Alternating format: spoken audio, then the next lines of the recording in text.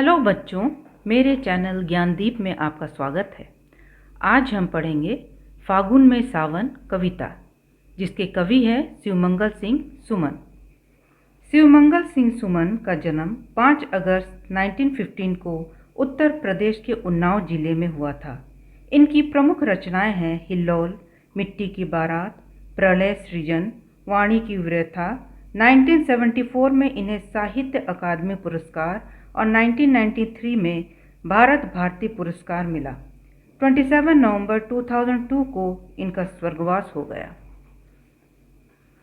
इस कविता में कवि असमय हुई वर्षा का अभिनंदन करते हैं।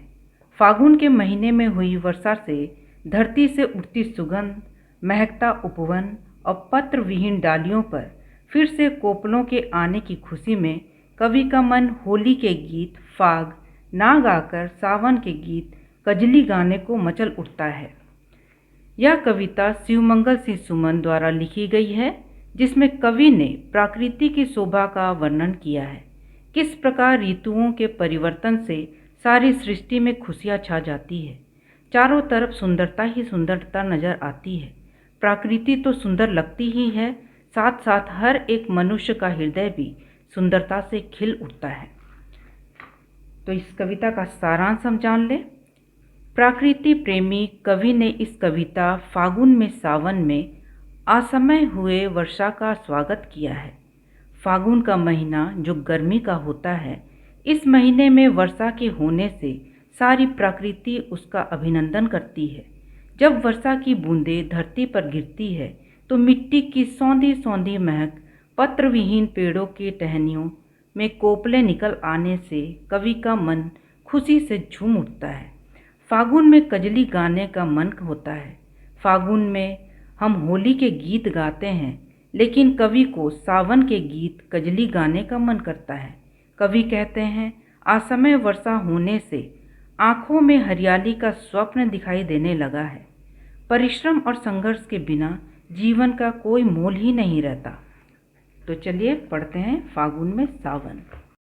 आज कहाँ से फिर आ पहुँचा फागुन में सावन, सुबह उड़ी थी धूल, शाम को घिर आए बादल, वासंती रातों में बरसा किन आँखों का जल, पतझर की नंगी डाली में पुलक उठा यौवन, आज कहाँ से फिर आ पहुँचा फागुन में सावन। फागुन का अर्थ है हिंदी कैलेंडर के अनुसार एक महीना। वासंती का अर्थ है वसंत का। पतझर गर्मी का मौसम जिसमें पेड़ों से पत्ते गिर जाते हैं, ऑटम। पुलक प्रसन्न। तो यहाँ कवि कहते हैं, आज फागुन के महीने में सावन का आगमन कैसा हो गया है। कवि फागुन के महीने में सावन के आने से उसका स्वागत करते हैं। सुबह धूल भरी आंधी चल रही थी और शाम को आकाश में बादल आ गए हैं। कवि को लगता है बसंत की सुहावनी रातों में किसी दुखी की आंखों से पानी बह रहा है, जो कि धरती पर वर्षा के रूप में बरस रहा है। अचानक वर्षा के आने से पत्र विहीन पेड़ जो पतझड़ के मौसम में पत्तों के बिना बिल्कुल खाली हो गई थी, उसमें ऐसा लग रहा है फिर से जान आ गई हो, वो फिर से खिल गई हो। लगता है उसमें फिर से हरियाली आ गई हो। आज फागुन के महीने में वर्षा के होने से प्रकृति हरी हो गई है, खुश हो गई है।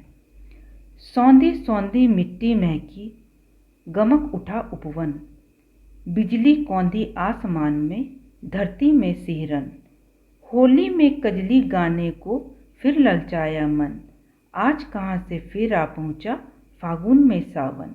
यहाँ सौंधी सौंधी का अर्थ है भीनी भीनी, गमक का अर्थ है महक, कौंधी चमकना, बिजली का जो चमकना होता है, सिहरन कांपना, कजली बरसात में गाए जाने वाले गीत। कवि कहते हैं, अचानक वर्षा के आने से मिट्टी जो सूखी थी उसमें वर्षा की बूंदें पड़ने से सौंधी सौंधी खुशबू आ रही है। इस मिट्टी की सौंधी सौंधी खुशबू से पूरा उपवन महक उठा है। वर्षा के मौसम में आसमान में बिजली चमक रही है और उसके चमकने से धरती में कंपन हो रही है। अचानक फागुन के महीने में वर्षा होने से कवि का मन इतना खुश हो जाता है कि उसे इस गर्मी के मौसम में वर्षा में गाए जाने वाले गीत कजली गाने का मन करता है। कवि को ऐसा लगता है ये वर्षा का ही मौसम है। आज अचानक वर्षा के होने से मन बहुत खुश है। आज कहाँ से फागुन के महीने में सावन का आगमन हो गया है। आज कहाँ से फागुन के महीने में सावन का आगमन हो गया। हरियाली का स्वप्न थिरकने लगा पुतलियों में, अलियों का उन्माद की सोखी आई कलियों में। तपन बिना क्या मूल्य तुम्हारा जीवन धन रसधन, आज कहाँ से फिर आ पहुँचा फागुन में सावन। यहाँ थिरकने का अर्थ है नाचना, अलियों भंवरों को कहा गया है, उन्माद पागलपन जो भंवरे इधर उधर घूमते हैं उनको कहा गया है, सोखी चंचलता को कही गई है और तपन ताप गर्मी को कहा गया है। इस अचानक हुई वर्षा से कवि को इतनी संतुष्टि हुई है, खुशी हुई है कि उनकी आंखों में हरियाली के सपने दिखाई देने लगे हैं। पेड़ पौधों में पत्ते और फूलों को देखकर भंवरों में भी खुशी से चंचलता दिखाई देने लगी है। कहने का अर्थ है वर्षा के होने से सब कुछ बदल गया है। चारों तरफ हरियाली ही हरियाली छा गई है। जिस प्रकार परिश्रम और संघर्ष के बिना जीवन का कोई मूल्य नहीं है, जीवन अधूरा है, ठीक उसी प्रकार बिना गर्मी के वर्षा का कोई मूल्य नहीं है। कवि कहते हैं, हे रस के रूप में बरसने वाले बादल, तुम जीवन रूपी धन को देने वाले हो। तुम्हारे ही कारण पूरी प्रकृति रसमयी हो उठी है। किंतु गर्मी का भी अपना महत्व है, क्योंकि तुम भी तभी बनती हो जब धरती पर गर्मी होती है। आज न जाने फागुन के असमय आकर तुमने धरती का रूप ही बदल दिया है। आज फागुन के महीने में अचानक आकर तुमने पूरी धरती का रूप ही बदल दिया है। आज कहाँ से फिर आ पहुँचे फागुन में सावन। तो बच्चों, ये कविता यहीं ख़त्म होता है। नेक्स्ट वीडियो में क्वेश्चन आंसर के साथ फिर से मिलेंगे। Thank you.